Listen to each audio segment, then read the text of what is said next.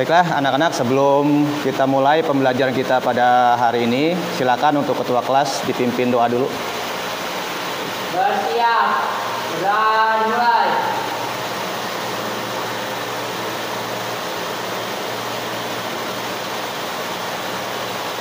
Berdoa selesai, ucapkan salam.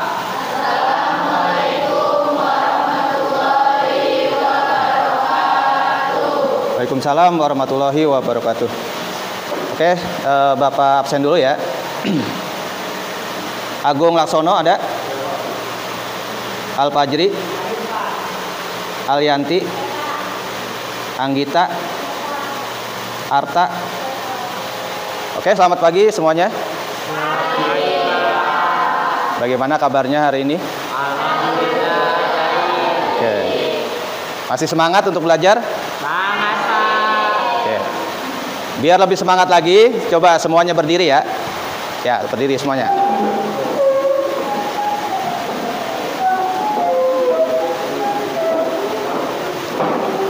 Kalau saya bilang SMK bisa, kalian jawab SMK hebat.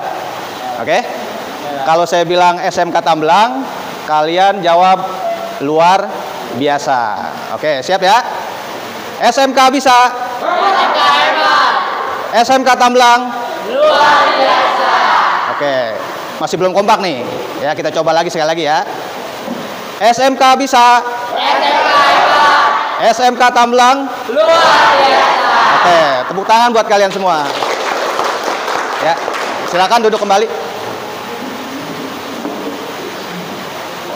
Oke, seperti biasa ya, sebelum kita masuk ke materi inti pada hari ini, biasanya Bapak akan menyampaikan atau mengulas ulang materi yang sudah kita pelajari sebelumnya, yaitu materi tentang faktorial ya.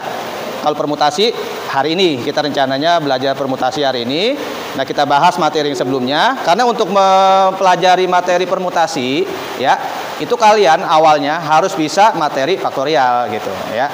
Makanya Bapak ulas lagi materi yang kemarin, yaitu tentang faktorial. Oke, siapa yang masih ingat apa itu faktorial? Ada yang masih ingat? Faktorial adalah kali bilangan bulat singkir dari n sampai dengan 1. ya, bagus. Faktorial adalah perkalian bilangan bulat positif dari n sampai dengan 1. Nah, nilai n-nya itu berapa? N-nya tuh Ya, nilai n-nya berdasarkan dari soal. Kalau misalkan nanti di soalnya 5 faktorial, maka n-nya kita ganti dengan 5. Begitu juga misalkan kalau diganti 6 faktorial, maka n-nya adalah 6. Ya, sesuai pengertiannya, kalau faktorial itu adalah perkalian kan? Perkalian bilangan bulat positif dari n sampai dengan 1. Atau lebih mudahnya lagi, faktorial itu adalah perkalian menurun ya, perkalian menurun dari n sampai dengan 1 ya. Contohnya kalau misalkan ada soal 5 faktorial, maka bisa ditulis menjadi 5 kali 4 kali 3 kali 2 kali 1. ya. Kalau 5 faktorial itu artinya 5 kali 4 kali 3 kali 2 kali 1 ya, sampai mentok angka 1 ya. Kemudian kalau misalkan ada 6 faktorial, maka kita tulis menjadi 6 kali 5 kali 4 kali 3 kali 2 kali 1 ya. Jadi kalian harus mengingat kembali materi faktorial. Karena nanti di dalam rumus permutasi itu ada simbol faktorial gitu ya. Jadi kalian harus menguasai terlebih dahulu materi tentang faktorial. Oke, kita masuk ke materi hari ini, yaitu tentang permutasi. Tentang permutasi ya. Pernah kalian mendengar istilah permutasi? Pernah ya? Cuma belum pernah dipelajari kan? Oke. Untuk hari ini tujuan pembelajaran kita adalah peserta didik dapat memahami materi tentang permutasi. Kemudian yang kedua, peserta didik dapat menggunakan konsep permutasi untuk menyelesaikan masalah yang ada di kehidupan sehari-hari. Oke, semuanya perhatikan ya. Ya, kita mulai dari pengertian permutasi. Ya, pengertian permutasi. Permutasi dari unsur-unsur suatu himpunan adalah penyusunan dari unsur-unsur himpunan tersebut dengan memperhatikan urutannya. Ya, ini yang perlu kalian garis bawahi. Memperhatikan urutannya. Karena nanti setelah ini ada materi kombinasi di mana letak perbedaannya itu ada di sini di ujungnya. Kalau permutasi itu memperhatikan urutannya, sementara kalau kombinasi tidak memperhatikan urutannya. Kemudian banyaknya permutasi K objek yang berbeda dari N objek yang tersedia, ya ditulis N, P, K. Nah ini simbolnya ya, simbol dari permutasi. Di mana P ini adalah permutasi, kemudian N ini adalah jumlah siswa atau jumlah objek secara keseluruhan, dan K ini adalah objek yang diambil. Ya, jadi ada jumlah keseluruhan, kemudian ada yang diambil. Nah, untuk keseluruhan itu namanya N, sementara K itu adalah objek yang diambil atau sampelnya. Kemudian K ini selalu kurang dari sama dengan N, ya. K kurang dari sama dengan N, ini artinya adalah nilai K itu selalu lebih kecil dari N. Ya, jadi nanti kalau ada angka 5 dan 3, maka yang 5-nya adalah N, kemudian yang 3-nya adalah K. Ya, jadi karena K ini selalu lebih kecil dari N. Ya, di sini ada keterangannya. Dirumuskan sebagai berikut. Nah, ini rumus dari permutasi. Ya, NPK itu sama dengan N faktorial dibagi dengan N dikurang K faktorial. Ya, ini rumus dari permutasi. Nah, untuk lebih jelasnya di sini ada contohnya ya. Ya, ada 3 buah contoh di sini. Contoh yang pertama, yang A, ini soalnya dalam bentuk biasa, ya, penyajian soalnya dalam bentuk biasa. A 5P2, ya, 5P2. Karena simbol P berarti permutasi, ya. Rumusnya adalah N faktorial. Nah, N-nya berapa? 5. Kemudian K-nya? 2. Ya, jadi kalau ada angka 5 dan 2, maka N-nya 5, K-nya 2. Karena nilai K itu selalu lebih kecil dari N. Kemudian N faktorial, kan rumusnya tadi ya, N faktorial. Nah, kalau N-nya 5, maka 5 faktorial, ya. Tinggal kita tulis di sini 5 faktorial. Kemudian di bawahnya dibagi dengan N dikurang K. Ya kan? N dikurang K. N-nya 5, K-nya 2, berarti 5 dikurang 2 faktorial. Ya, sama dengan 5 faktorial dibagi dengan 5 dikurang 2. Berapa 5 kurang 2? 3, ya. Jadi di bawahnya ini 3 faktorial. Nah, kemudian kita hitung nih 5 faktorial dibagi dengan 3 faktorial. Ini kembali ke materi yang pertama kemarin yang tentang faktorial. Kita sudah belajar materi faktorial di mana di dalamnya itu ada pembagian faktorial. Ya, kita sudah pelajari bagaimana caranya kalau menemukan soal seperti ini, ada pembagian faktorial. Apakah kita harus kalikan sampai dengan angka 1? Ya, nggak perlu kan?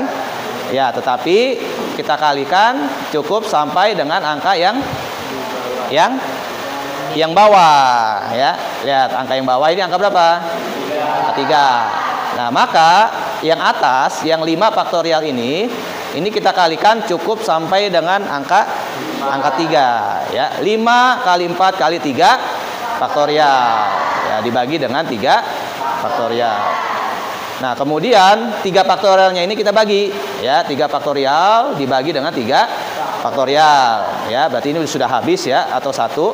Kemudian sisanya tinggal 5 dikalikan dengan 4. Ya, 5 dikali 4 sama dengan 20. Nah, jadi 5P2 itu nilainya adalah 20 gitu. Ya, jadi ini kita bagi sampai dengan angka yang bawah gitu. Nah, boleh nggak kalau kita misalkan kita kalikan sampai dengan angka 1? Menurut kalian kira-kira boleh atau tidak? Boleh atau tidak? Boleh. Tetapi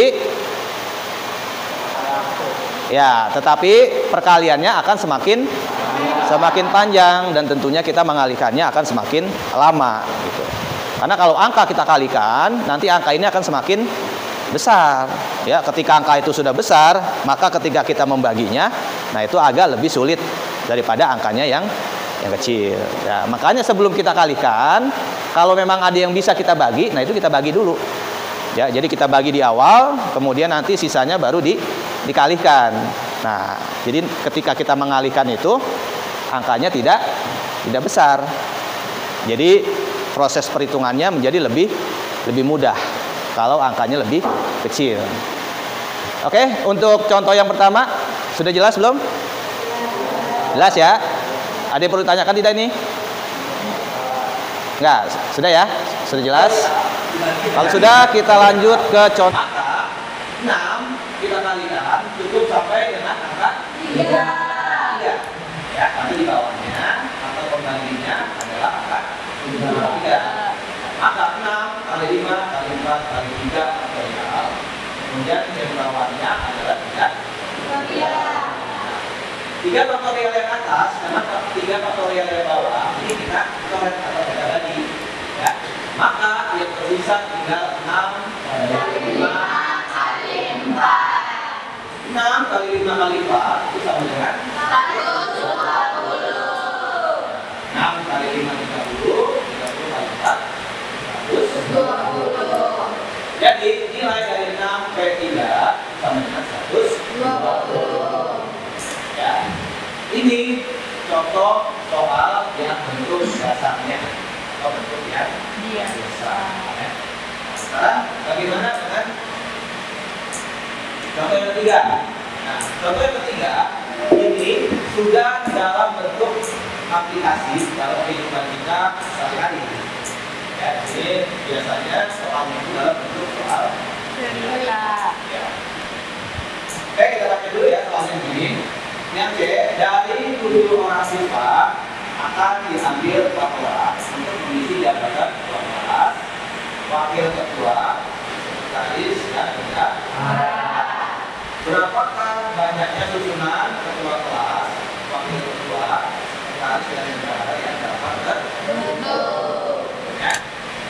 Ini kalau kita susun secara manual, ya, itu terlalu lama. Maka orang ini si A, si B, si C, si D. Ya, kita susun satu-satu. Ya, A, B, C, D itu baru satu susunan. Kemudian nanti kita ganti B, A, C, D itu jadi satu, jadi 2 susunan. Nah, itu kalau kita lanjutkan itu memakan waktu cukup lama. Ya, memang bisa kita daftarkan satu-satu. Nanti akan cukup jumlah susunannya. Tapi kalau pakai cara manual seperti itu, ya prosesnya lama. Ya, prosesnya lama. Nah, makanya di sini ada rumus permutasi. Ya, nah dengan adanya rumus permutasi ini, maka permasalahan ini ya akan kita bisa selesaikan dengan mudah dengan menggunakan rumus permutasi. Nah, bagaimana cara menerjemahkannya dari soal ini dalam bentuk permutasi? Ya. Sekarang kita baca secara cermat. Dari 7 orang siswa, ya, dari 7 orang siswa itu artinya jumlah siswanya ada 7. Jumlah siswa keseluruhan ada 7 orang siswa. Maka ini adalah n-nya, ya, karena n itu menyatakan jumlah siswa atau jumlah objek semuanya keseluruhan. N. Nah, kemudian akan diambil 4 orang. Ya. Kalau diambil 4 orang, maka K-nya sama dengan 4. Di 4 ini adalah A. Ya, kalau yang 7 ini N, kalau yang 4 ini adalah A. Karena tadi aturannya K itu selalu lebih kecil dari N. Ya, jadi N-nya 7, K-nya A. Nah, maka persoalan ini atau permasalahan ini kita bisa tuliskan ke dalam bentuk permutasi menjadi 7V4. Ya, 7V4. Jadi nanti dari sini N-nya 7, kemudian K-nya 4. Ya, jadi 7V4. Nah, setelah kita tuliskan ke dalam bentuk permutasi, ya, maka kita bisa selesaikan dengan cara yang A dan B. Karena N2, 6P3, 7P4. Jadi itu sudah sama. Jadi setelah kita tuliskan ke dalam bentuk aplikasi, itu bisa kita langsung selesaikan. Atau kita langsung kerjakan. 7 faktorial, ya, karena 7 P4, N-nya 7, K-nya 4. Ya, rumus faktorial itu, rumus aplikasi itu adalah N faktorial, jadi 7 faktorial dibagi dengan N dikurang K. Dikurang K. Ya. Nah, sama dengan 7 faktorial dibagi dengan 3 faktorial. Ya. Sama seperti yang atas tadi, 7 faktorial ini maka kita kalikan mundur sampai mentok angka 3. Kenapa? Karena bawahnya angka 3. Tapi kalau bawahnya angka 4, maka 7 ini kita kalikan sampai dengan 4. Itu terusnya. Kemudian 3 faktorial yang atas kita bagi dengan 3 faktorial yang bawah. Maka yang tersisa hanya 7 kali 6 kali 5 kali 4. Ya, hasilnya adalah 840. Nah, kesimpulannya adalah, jadi banyaknya susunan yang dapat terbentuk adalah 840 susunan. Ya, jadi dari 7 orang ini, kalau kita ambil 4 orang, yang kita susun, itu akan terbentuk 840 susunan. Coba bayangkan, kalau kita susun secara manual satu-satu, sebanyak 840 susunan. Kira-kira berapa hari baru selesai? Minggu kan ya? Ya. Nah, makanya adanya rumus aplikasi ini memudahkan kita untuk menghitung permasalahan yang ada di dalam kehidupan sehari-hari. Oke, itu ada pertanyaan nggak? Silakan. Kira yang belum jelas. Ya, tadi boleh. Misalnya N dan kali sama gimana Pak? Misalnya kan 5 orang Pak, terus diambil 5 orang untuk jabatan juga. Ya. Bisa nggak juga? Bisa. Berarti itu permutasinya maksudnya kan permutasi ya jumlah objeknya sama. Jadi itu rumusnya nanti beda lagi. Sudah bukan 5P2. Tapi langsung faktorial. Jadi jumlahnya berapa ya? 5 Ya. diambil 5 jabatan juga. Ya, nah kalau angkanya sama, misalkan yang jumlah siswanya ada 5, kemudian diambilnya 5, sama kan ya? Nah, itu langsung aja menggunakan rumus N faktorial atau 5 faktorial. Oh, dibagi Pak? Ya bisa, karena memang sama ya angkanya. Ini dibagi itu kalau yang angkanya berbeda atau unsurnya berbeda. Tapi kalau unsurnya sama, itu 5 faktorial. Kalau ada 5, lebih 5 itu berarti 5 faktorial. Dan 5, 4 kali 3 kali 1, hasilnya itulah yang ada. Jadi tidak dibagi, ya bagus dari pertanyaannya. Jadi kita tidak bisa membagi, ya. Jadi cukup 5 faktorial. Kalau 5 totalnya ada 5, kemudian jadi 5. Oke, itu ada lagi. Pertanyaan silakan.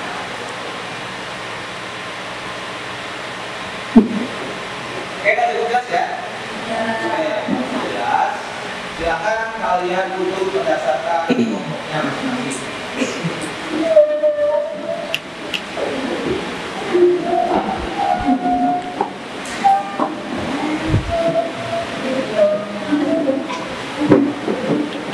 Bapak akan membagikan LKPD atau LKS, kalau zaman dulu namanya LKS, kalau sekarang namanya LKPD, lembar kerja peserta didik. Ya.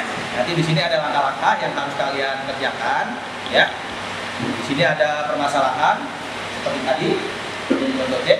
Kemudian nanti kalian selesaikan bagaimana cara menyelesaikan permasalahan yang ada, ya. Nanti kalian tinggal mengikuti langkah-langkahnya yang ada di dalam LKPD ini, ya. Dan nanti pada saatnya kalian bisa menentukan permasalahan tersebut seperti apa nanti penyelesaiannya. Oke, paham ya? Jadi nanti di sini ada langkah-langkahnya, ada beritanya, tinggal kalian isi saja. Jadi ada titik-titik, nanti kalian isi. Nanti kalau kalian tidak paham atau belum paham, nanti bisa bertanya lagi. Oke, jelas ya?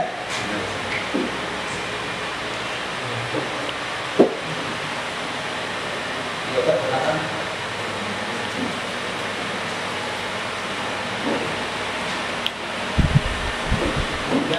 minat silakan diisi mau beberapa, kemudian anggotanya siapa aja.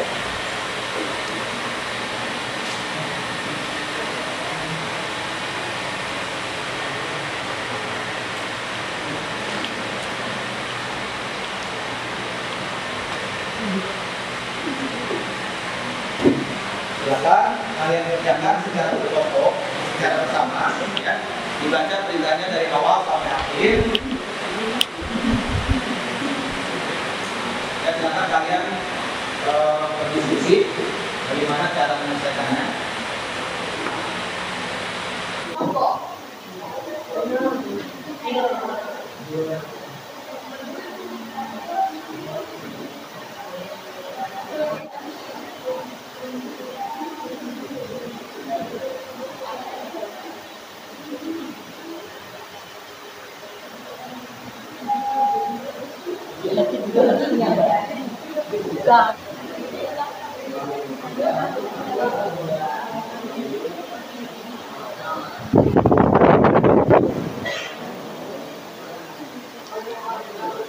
Gimana? Udah selesai belum?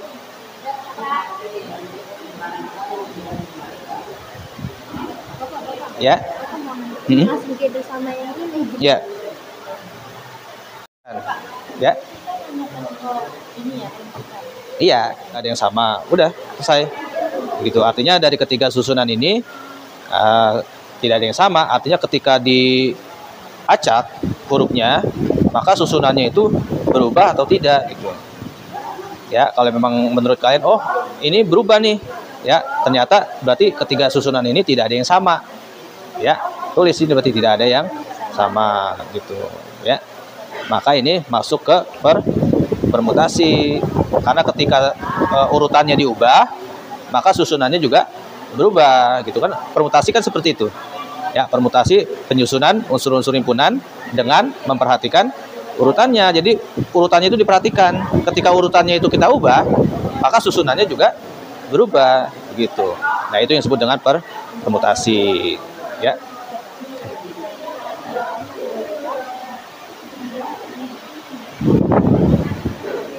Oke, baik, semuanya sudah selesai ya? Oke, kalau sudah selesai, silakan perwakilan per kelompok kalian presentasikan hasil kerja kalian di depan kelas, ya. Kita mulai dari kelompok 1. Silakan.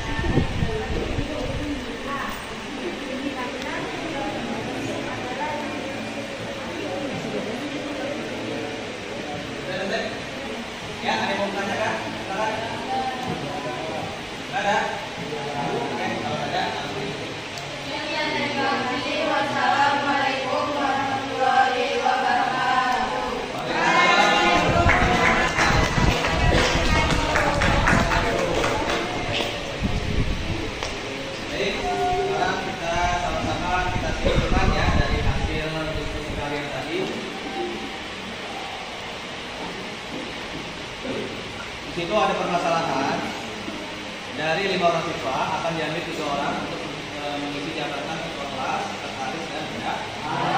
Apakah banyaknya susunan ketua kelas, wakil ketua, sekretaris dan bendahara yang dapat ya, itulah namanya suatu permasalahan dalam kehidupan nyata. Ya. Itu kalau kita kerjakan secara manual, kita susun satu-satu, ya, susunan pertama apa, bagaimana, itu akan membutuhkan waktu yang sangat lama tentunya, ya. Nah, makanya di sini ada rumus permutasi. Langkah yang pertama itu kita mengidentifikasi masalah, ya. Yang pertama itu kita ubah lagi susunannya atau posisinya. Misalkan ketuanya si C, misalkan, ya. Sekretarisnya A, kemudian bendaharanya si B. Kemudian langkah ketiga, dari ketiga susunan tersebut, apakah susunan yang terbentuk dari pemilihan perumus tersebut adalah sama, ada yang sama, ya? Nah, setelah kita lihat ternyata dari ketiga susunan itu tidak ada yang sama, semuanya berbeda. Ketika posisinya kita ubah atau urutannya kita ubah, semuanya berubah, artinya semuanya berbeda. Kemudian langkah selanjutnya yang keempat, apakah permasalahan di atas dapat diselesaikan dengan permutasi? Jawabannya adalah ya dapat atau bisa. Karena setelah susunan tadi kita ubah posisinya, ya ternyata itu berbeda susunannya. Ya, jadi urutannya kita ubah, ternyata susunannya juga berubah. Nah, sesuai dengan konsep permutasi. Kan permutasi itu susunan unsur-unsur dengan memperhatikan urutannya. Jadi urutannya kita perhatikan nih. Kalau urutannya ini berubah, maka susunannya juga berubah. Nah, karena sesuai dengan konsep permutasi, maka permasalahan tadi itu bisa kita jawab atau kita selesaikan dengan menggunakan rumus permutasi. Ya. Nah, kemudian langkah terakhir yang kelima, hitunglah banyak cara pemilihan penulis kelas dengan menggunakan rumus permutasi. Nah, memang bisa. Nanti coba kita hitung dengan menggunakan rumus permutasi. Di mana n-nya itu sama dengan berapa tadi? 5. Kemudian k-nya sama dengan 2. K-nya 2 atau 3? Ya, k-nya 3. Nah, maka bisa kita tulis menjadi 5p3. Ya, 5p3. Kemudian kita masukkan rumusnya berarti 5 faktorial dibagi dengan 5 dikurang 3. Ya. Jadi 5 faktorial dibagi dengan 2 faktorial. Ya, sudah kita hitung bersama ternyata hasilnya 60. Ya, jadi kesimpulannya, jadi susunan yang dapat terbentuk dari permasalahan yang tadi itu terjadi sebanyak atau terbentuk sebanyak 60 susunan. Ya, itu yang bisa kita hitung dari permasalahan tadi. Oke, seperti itu ya. Mungkin ada yang mau ditanyakan lagi, silakan. Tidak ada? Oke, kalau tidak ada, mari kita lakukan refleksi ya dari pembelajaran dari awal sampai terakhir. Tadi dari awal kita sudah membahas tentang permutasi, ya. Permutasi itu apa? Permutasi itu adalah ya penyusunan unsur-unsur dengan memperhatikan kemudian rumusnya apa?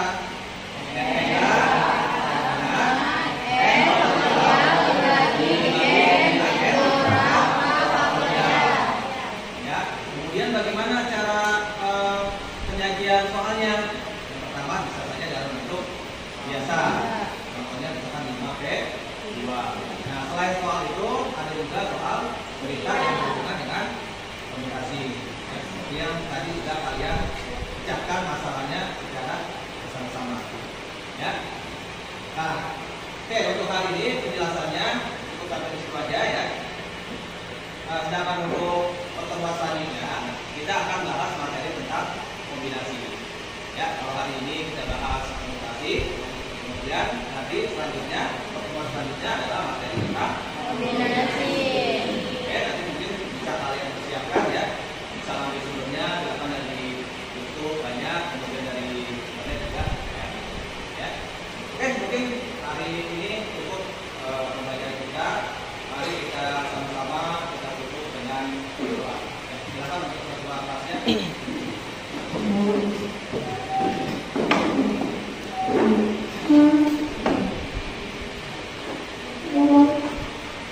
Untuk mengakhiri pembelajaran ini, alangkah baiknya kita berdoa.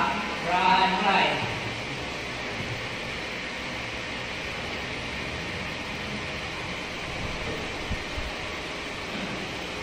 Berdoa